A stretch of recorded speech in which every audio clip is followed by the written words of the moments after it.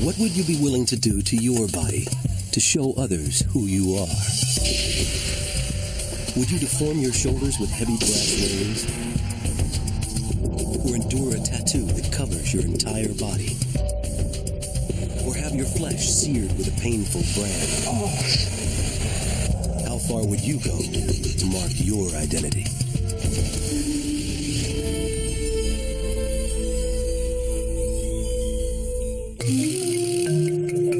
For thousands of years, people have marked their bodies to let others know who they are, to announce their tribe, their status, or what group they belong to. Modifying the body is a part of being human. It's a part of establishing culture. I don't think there are any cultures that have not modified the body. But markings that are normal for some, others may see as extreme.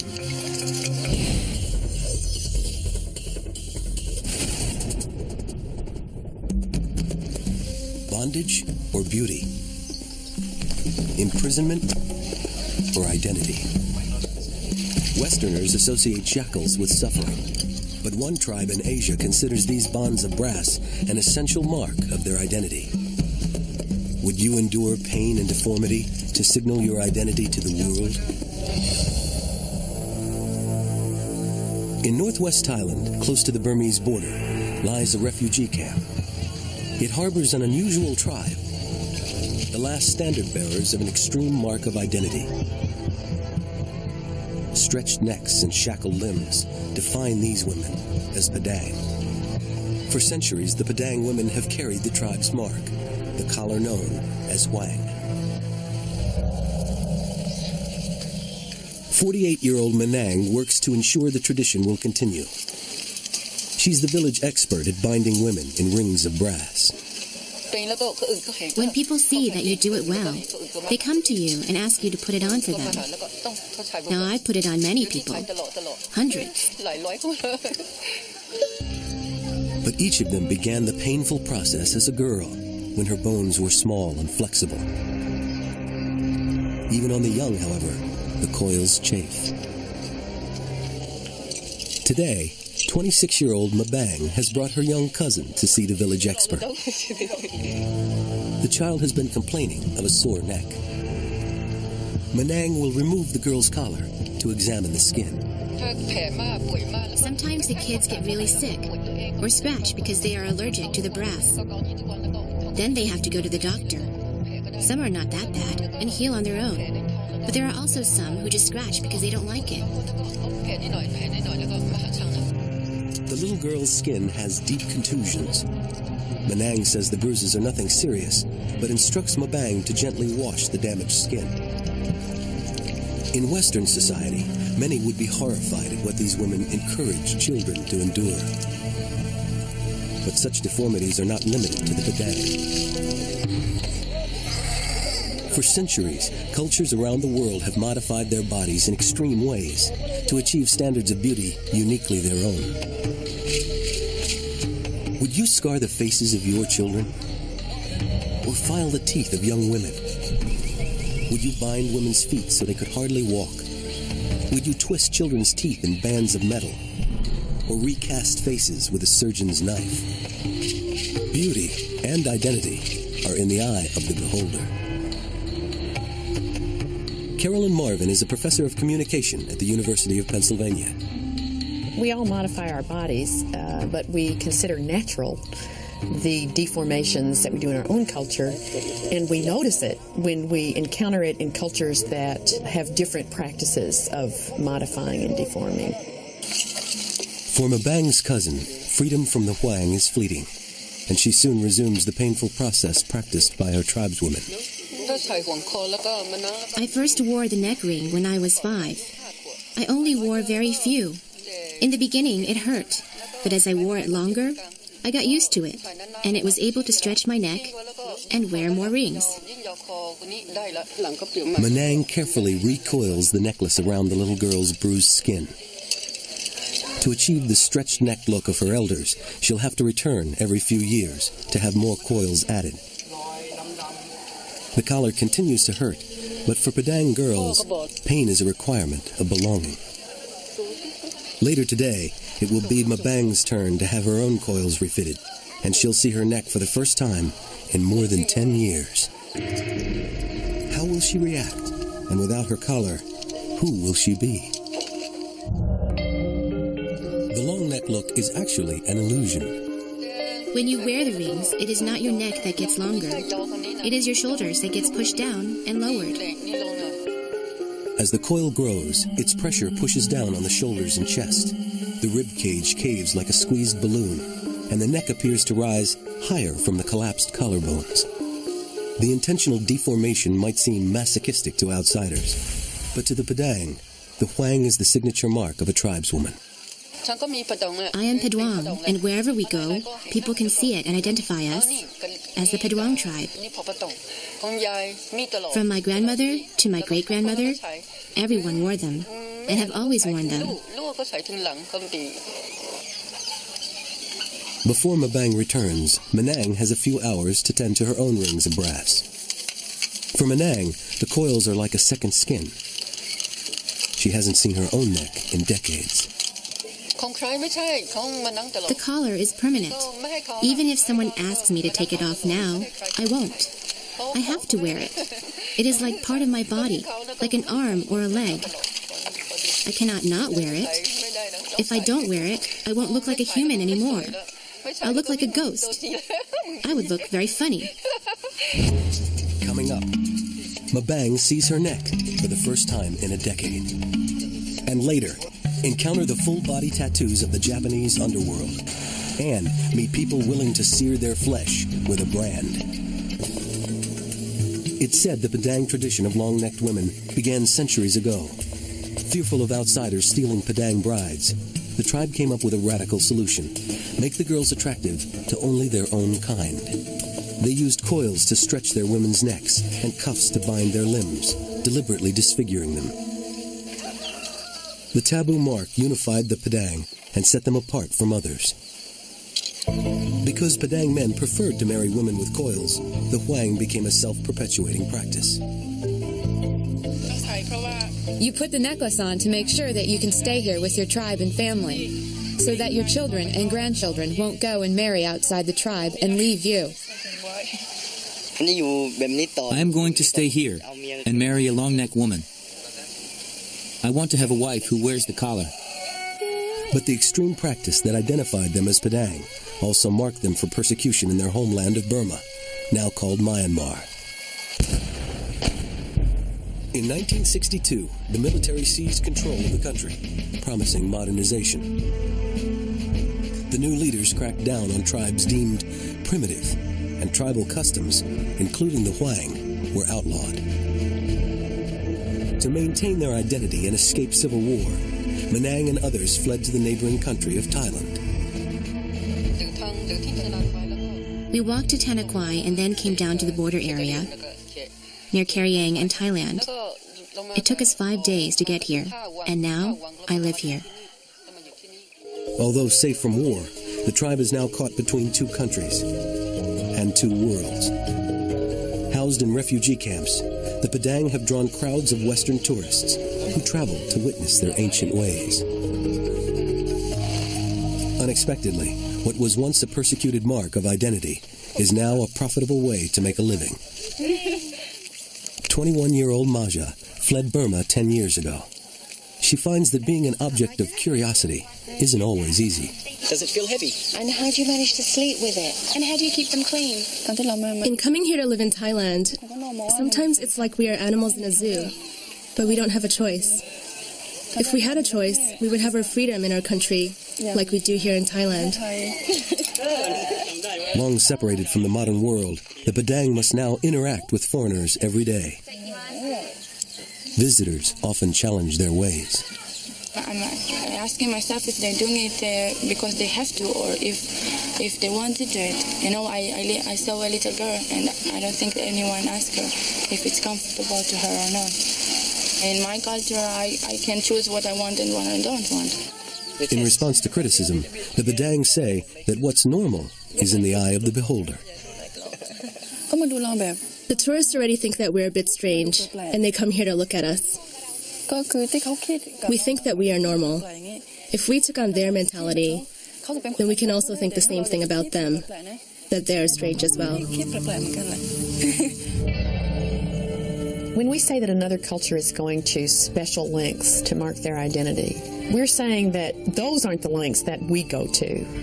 But we have to remember that in our own culture, we also go to lengths in bodily terms to express our identity.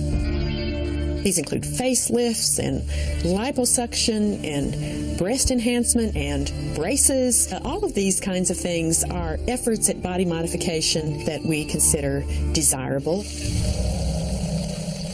Still, the questions of outsiders have led a few Padang women to wonder, how would they look without the Huang?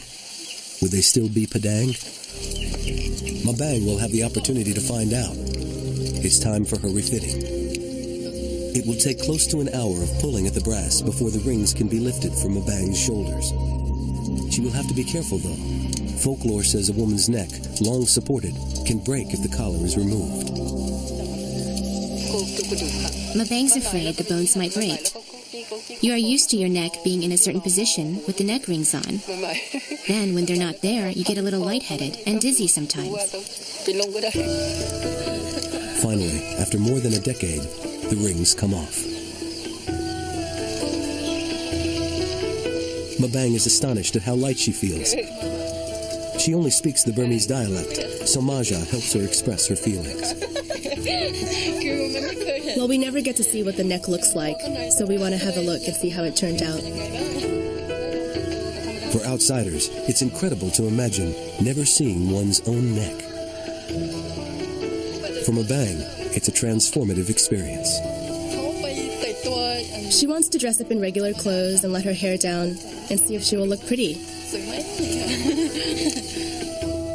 With the mark of her culture removed, Mabang has at once shed one identity and taken on another. For Maja, the sight of her altered cousin is as strange a spectacle as the coiled necks are for tourists. She wears the rings every day, and she doesn't get to wear regular clothes. So today, she's trying it to see what it's like. That's why she wants these pictures, as a keepsake. As excited as she was to try on a new identity, Mabang eagerly returns to her old one, even though it may be years, even decades, before she sees her neck again. She says this is our tradition, so it does not feel strange. For Mabang, the embrace of coiled metal offers a passage back to who she is, not a restriction on who she might be. As refugees, the Padang have endured much to preserve their culture and their custom. Today, these rings of brass represent one tribe's commitment to a future that does not sacrifice its past. Most marks of identity are designed to be seen, clear signs that proclaim the identity of the wearer to others. But there are some marks, even elaborate ones, that are meant to be hidden, revealed only to intimates and to fellow wearers of the mark.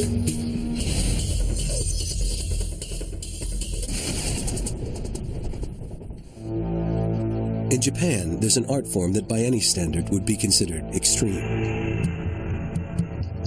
where the paintbrush is made of 24 needles, and the canvas is human flesh. Every inch of flesh, from your wrists to your ankles.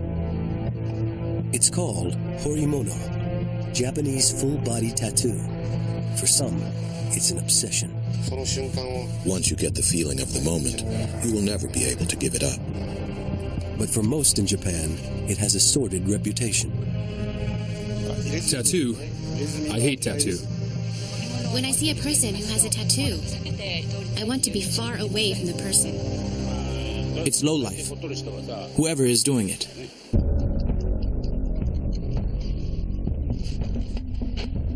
These full-body masterpieces can cost tens of thousands of dollars and a lifetime of suffering to complete. It is painful, very painful. I can feel the needle going in and in and in. But for all that's endured to get one, these tattoos are usually hidden. When I go to the beach, I wear a jacket or shirt to go into the water. Why go to all that pain and suffering for something few others will ever see? Because showing it can identify you as one of the most notorious and feared members of Japanese society. They're called Yakuza, the gangsters of Japan. They inhabit a world of drug running, prostitution, extortion, and other crimes. In this realm, horimono is a mark of belonging. As a result, most Japanese view horimono as a symbol of the mob, unfit for public display. But one man is on a mission to change all that. Eiji Ruzuki is a renowned horimono master, known by the artist name Horikoi. In his studio in Toyohashi City, 150 miles southwest of Tokyo, he sees 4 or 5 clients a day, all seeking extreme ink. For Horikoi, horimono isn't just an occupation, it's a passion. The particular moment you put the needle into the skin, a very spiritual and invisible force rushes through my body. His goal is to reverse the taboos that have given tattoos such a bad name. In the newspaper or news these days, a tattoo only stirs up bad images. Even though a person has tattoos, he is not a criminal. It's very easy to be marked as different in Japan. The least thing can say, that person is on the wrong side of things. Mary White is a professor of anthropology at Boston University. One of the things that tattoos do, because they're permanent, is to put that person on the other side in a very, very serious way. Ironically, Horikoi credits Japanese tattoo with saving him from the very life of crime many associate with it. Before I became a tattoo artist, I was a member of a motorcycle gang. I was fighting day after day and doing drugs. But one day, my friend asked me to do tattoo. And I discovered the spiritual force. And wow, that was it. Horikoi uses a time-honored design that allows wearers to keep their ink hidden under their clothes. These suits of tattoo are left bare in strategic places. Hands, feet, and center of the chest. But while others may hide their tattoos, Horikoi prefers to go sleeveless. I don't personally care about hiding it at all. What you see is what you get. Horikoi has already earned a reputation as one of today's great horimono masters. But to hone his skills even further, he has sought out a living legend, Horiyoshi III. He's a grand master in a world-famous lineage of horimono greats, all of whom have tattooed under the celebrated artist's name, Horiyoshi. His latest work in progress is Horikoi. He began as an apprentice over 30 years ago and has been putting needle to flesh ever since. The reason I chose this is because I thought that it's the most difficult thing to do. To create something on someone's body. Out of everyone that creates things, the only one that has a living thing as its canvas is tattoo artists. While under the needle, Horikoi absorbs the knowledge that has been passed on by the Horiyoshi name for generations. I pursued Mr. Horiyoshi, and he would tell me about other tattoo artists, or talk about what it means to be a tattoo artist, and I learned his way and incorporated what I could use. Like all horimono, Horikoi's masterpiece is one of a kind. Each of its images has a personal meaning for him, identifying Horikoi even after death. When people die, their life is over after the funeral. With a tattoo, it doesn't die with the funeral. In that one skin, Horikoi's entire life is there. That's what horimono is about. Horiyoshi and Horikoi's bond is steeped in an ancient honor code held by Japanese warriors. He has some similarities with me. In short, there's the word called samurai in Japanese. He's a samurai. there's a definite connection to the samurai with a tattoo. Takahiro Kitamura is a tattoo artist and author of books about Horimono. The samurai ethic was composed of bravery, endurance, fortitude. This translates well into tattooing. When you see somebody with a full bodysuit, you know that they've endured a lot of hours of pain for that, and they've earned that. So in some ways, in certain communities, that becomes a badge of honor. It's no surprise that samurai make a fierce showing in so many designs. Most Horimono is based on legendary warriors and heroes, whose tales have symbolic meaning for the wearer. The images are typically drawn from classic Japanese woodblock prints. But tattoos weren't always a matter of personal aesthetics. Hundreds of years ago, Japanese authorities gave tattoos to criminals as a form of punishment. Normally applied to the arms and forehead, these tattoos allowed the public to identify and ostracize wearers. But by the end of the 17th century, outlaws were hiding these tattoos with decorative patterns, some of which are still used today. Historically, people who had been in prison were marked with a tattoo, and these became something for the criminal to show off, to swagger with. And a full-body tattoo gradually emerged as the elaboration of that stigmatizing tattoo. Some believe that the covering of penal tattoos was the beginning of the notorious link between organized crime and Horimono. Coming up, meet the Yakuza gangsters who've given tattoo an unsavory reputation. And later, would you endure burning a brand into your flesh just to express who you are? Enter the underworld of Japan. These men's faces must be concealed because they are members of the Yakuza. Akin to the American Mafia, they operate under a strict hierarchy of crime bosses and underlings, in which Yakuza minions pay dearly for mistakes. A gangster who fails his boss must often atone by cutting off his own pinky. Horikoi doesn't discriminate when it comes to Horimono. Many mobsters have passed through his studio. Although the Yakuza have a strong basis in violence, they aren't violent all the time. An estimated 70% of all Yakuza bear the mark of Horimono. Full-body tattoo has been said to appeal to Yakuza members because it takes years of suffering to endure, which provides evidence of loyalty to the group. Someone who stops in the middle of tattoo is the kind of person that stops other things in the middle. The man this Yakuza answers to, the mob boss, agrees. Living in the world of Yakuza is similar to living in the world of samurai. To endure the pain of getting tattoos, you learn to be patient. It became part of our creed. Despite its long association with the criminal element, tattoo is now finding its way into mainstream society. Takahiro Kimura would never dream of displaying his body art. As a school administrator, it's critical that he keep it hidden. It could be a reason to get fired if a person goes to work and shows his tattoos. Most people would never guess his secret.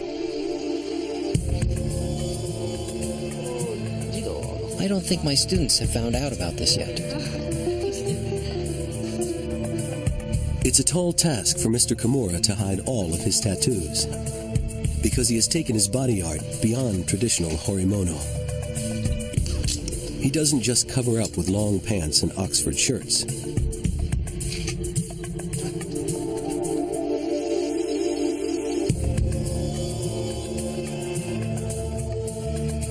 He has precious little space left for more ink, because 99% of his body is tattooed. For me, what should I say? Tattoo is my soul.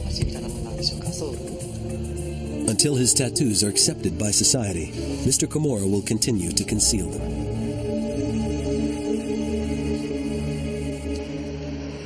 But Horikoi believes that the best way to change this prejudice is to take it on in the flesh.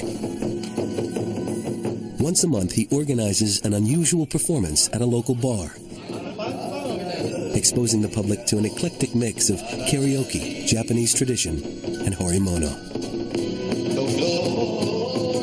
It's a chance to redefine the meaning of the maligned mark. When I sing karaoke, I sing Japanese ballads to feel the samurai spirit and the honor associated with it. I especially like songs that tell stories about tattoos. By putting the spotlight on horimono, Horikoi hopes to remove the stigma that has clung to it for so long. It would be very nice to eliminate that prejudice. His efforts may already be working. Publications that present tattoos in a positive way are on the rise across the country. Ever more people are turning to Horikoi to transform their bodies into living art. Tattoos are becoming a little more accepted. There's younger generation Japanese now that are realizing, wait, not all tattoos are associated with, for instance, the Yakuza. I could get a tattoo and just have it as an art form or just for fun. At its best, the Japanese tattoo is more than art. It's transcended art to become culture. This is my life and my style. I hope that people that understand this join me, and I will join them. There are places where tattoo wearers meet with less social stigma than in Japan.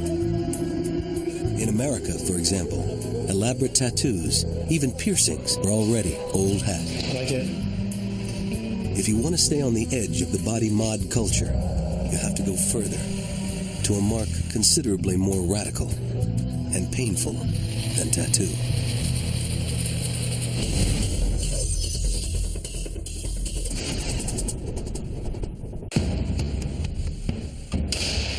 More and more in North America, young people are not content just to get pierced or tattooed.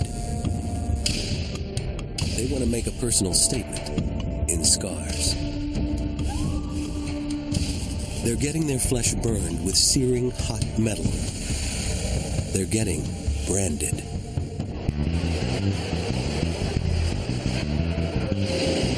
Until yesterday, 20-year-old Tyler Ballantyne had never set foot in New York City. But Tyler has not really come to see the sights.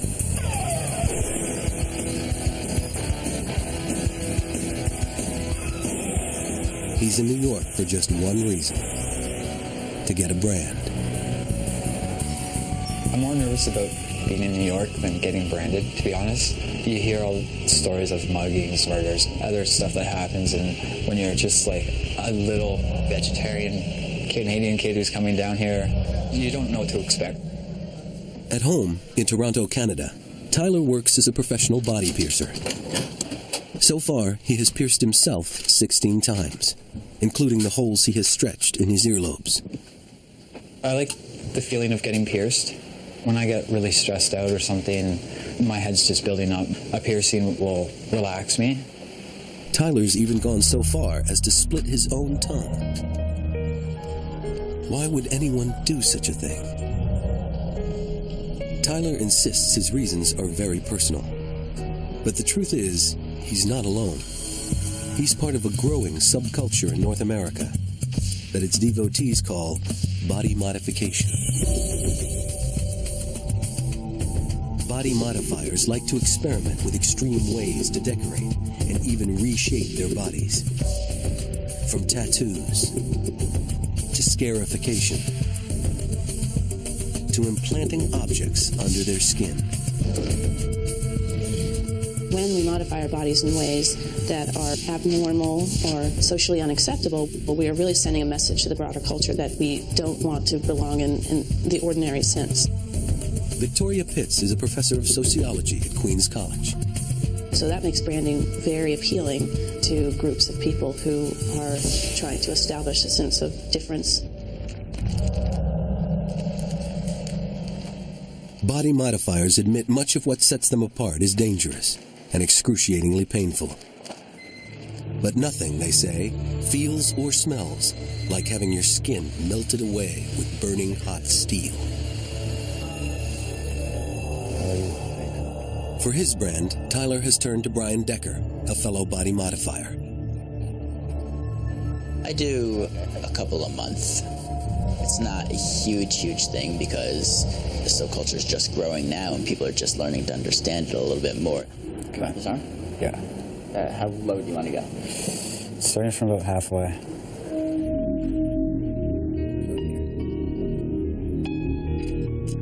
Tyler has designed his brand himself. Yeah, that looks good to me. To Tyler, it represents freedom. Specifically, his freedom to modify his body any way he wants. It's the complete opposite of what a brand has traditionally signified. For centuries, ranchers have used brands to mark their cattle. Slave traders branded their captives. Later, African-American fraternity members adopted the practice. Branding is a mark of disaffection precisely because of its historical link to slavery. Perhaps what's going on here is that there is an affirmation of self-ownership of the body. In other words, I could do this quite rebellious practice that might have been once done to me. I can do it myself to declare my own sense of ownership over myself. Unlike branders of the past, however, Brian will burn Tyler's arm inch by inch. It will take several hours. If I was him right now in this circumstance, I'd definitely be nervous. And Tyler knows there's a very real chance he may simply not be able to take it. I don't know what's coming. I don't know what to expect. I don't know how it's going to affect me.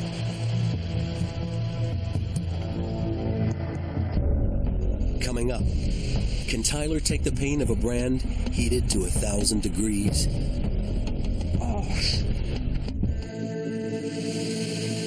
By law, Brian cannot offer Tyler an anesthetic.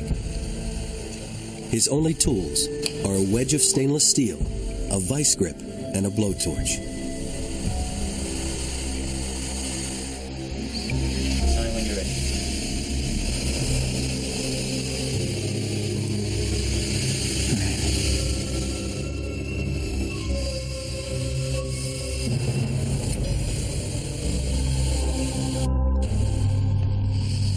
From the first strike, the pain is excruciating.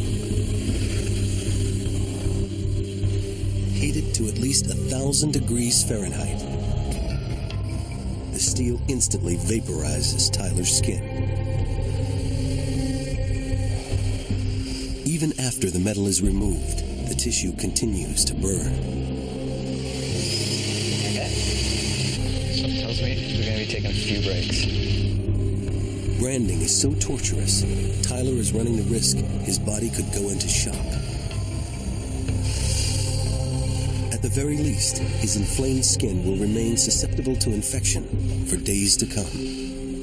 You're getting a third-degree burn. If you don't take care of a third-degree burn, then, there's definitely a possibility for infection that obviously could spread. Gradually, Tyler grows accustomed to the pain, and he is able to lay still and watch Brian finish. When it scars, hopefully it's going to look decent. In all, the process has taken 5 hours. And despite the torment, Tyler is content with his accomplishment. He didn't quit. And he's gotten another unique mark to signal his identity. It hurt really bad, but what just made it all the more worse was the smell of it and hearing my skin pop. I know there's going to be mixed reactions. There's going to be people calling me nuts, but that's kind of the beauty of modification, is because you get to be able to see who actually looks into people. Really, it doesn't really matter what you look like. It shouldn't matter at all. At the other end of the country, another city has become a center for marking the body in extreme ways. You all set? Yep. Excellent. In Phoenix, Arizona, when dedicated body modifiers want really tough work done, like matching nose piercings, they come to John Durante. Go slow. Feels so good.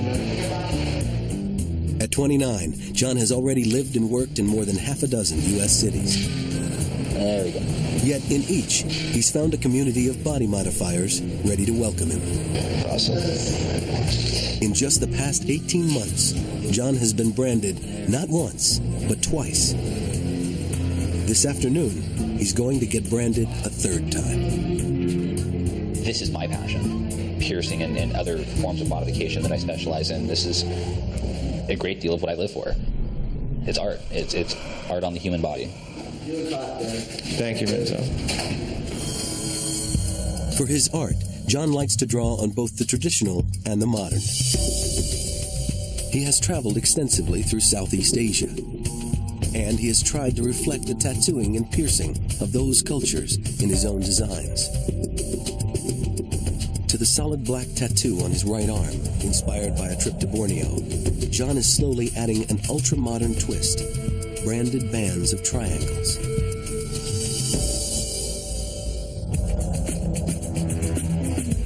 For each brand, John has relied on a well-known pioneer of body modification, Steve Hayworth. Hayworth is famous for the implants he's placed under the skin of hundreds of clients, all seeking to stay on the edge of the body mod culture. Steve has also developed his own branding method. It works not with heat, but with jolts of electricity. When you do branding, I think it smells like when you're at the dentist when they're drilling on your teeth. So it's definitely necessary that we vacuum that smell out of the house. We're doing the inside here first, please. Steve calls his method electrocautery branding. The result is the same. The skin is burned away. But it feels eerily different. This is being plugged into an electric machine, grounded out. You're completing the circuit. It feels like you're getting tattooed with a lightning bolt. It feels like you're getting electrocuted intentionally. It is an unnatural, unnerving, very uncomfortable sensation. This is the largest brand John's gotten so far, and the most painful. It's a lot of work. Before his design is complete, he'll have to endure the trauma of Steve's branding machine for almost an hour. You okay? I'm okay. All right. Okay. Great big deep breath in. Great big exhale. It's a lot to take, even for a mark of identity. There's a ritualistic element to the pain used in branding. Body modifiers are often quite proud of the fact that they can endure this kind of pain. To them, it signals that they're quite serious about what they're doing.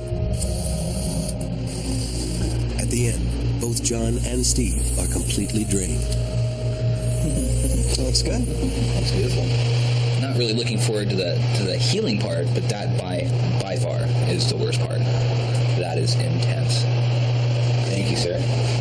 You did good. But John's not done. Ultimately, he wants to have his entire arm branded. It may be that everyone who chooses to get a brand has a different reason. But what they all share is a willingness to go to extremes to modify their bodies. John and his friends understand that sets them apart from the mainstream. And some might argue they prefer it that way. I don't look at horned implants or I don't look at split tongues. That makes me feel at home. You know, the absence of that would make me feel homesick. It's a freaky family. One of the things that happens with your forms of scarification is you signal for all the world to know that in your body, you know you are outside the group. You decide to embrace with some pride or to signal to other outcasts who are also outside the group that you and they can band together and become their own group. For body modifiers, brands are not just an extreme way to signify their status as social rebels. They're also keys to a separate and very elite club they can call their own.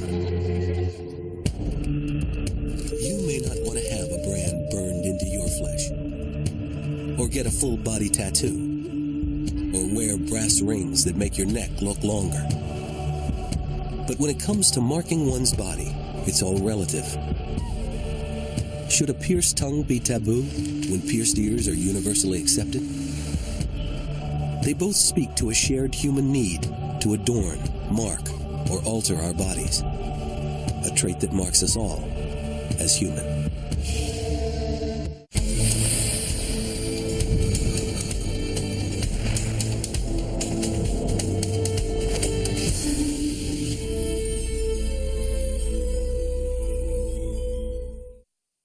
Brought her young cousin to see the village expert. The child has been complaining of a sore neck.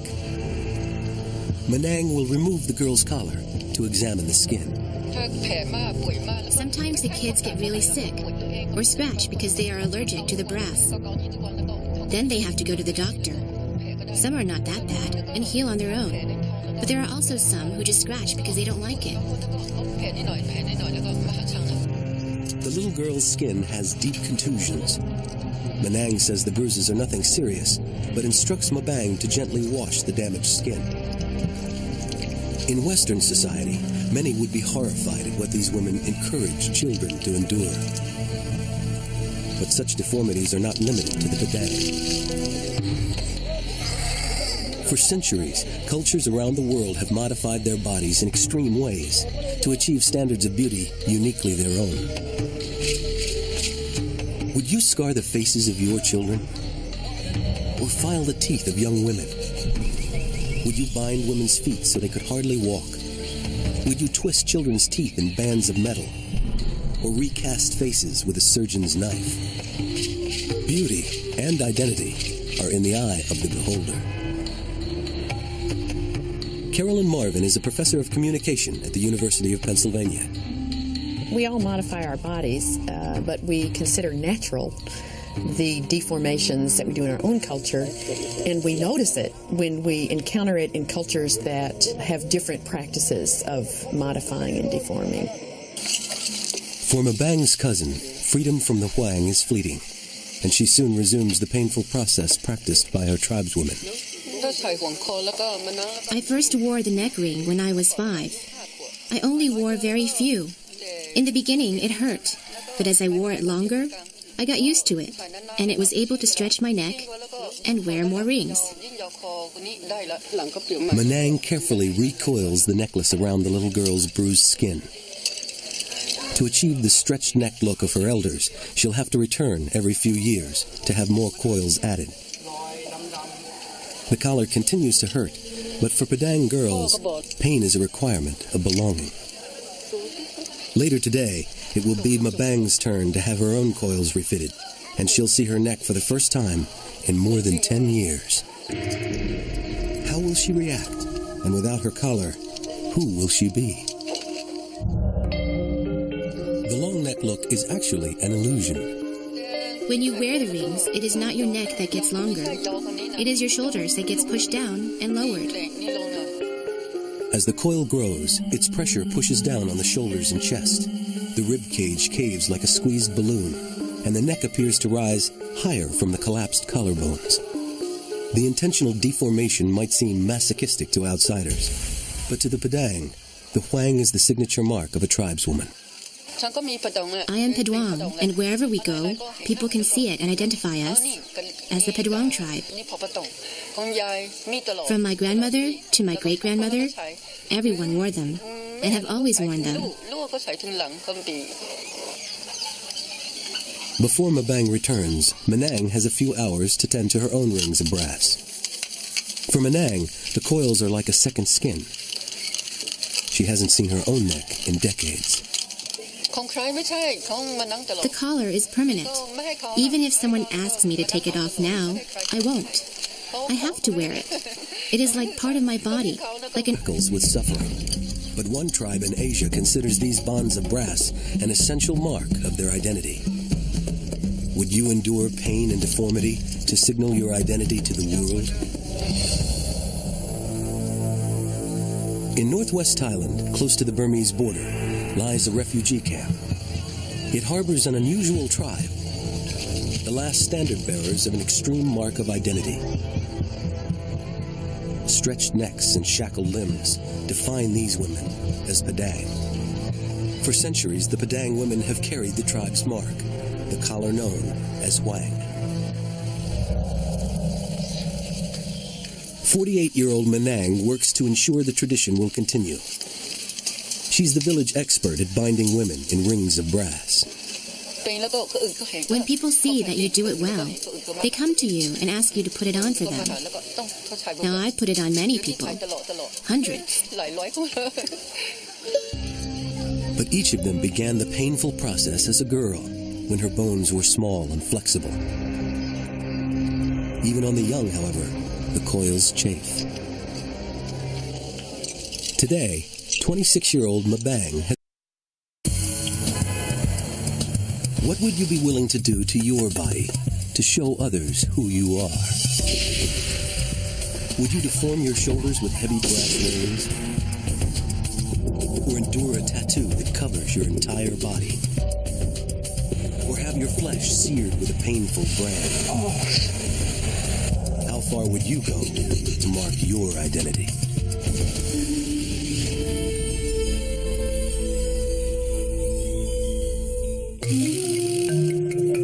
For thousands of years, people have marked their bodies to let others know who they are, to announce their tribe, their status, or what group they belong to. Modifying the body is a part of being human. It's a part of establishing culture. I don't think there are any cultures that have not modified the body. But markings that are normal for some, others may see as extreme.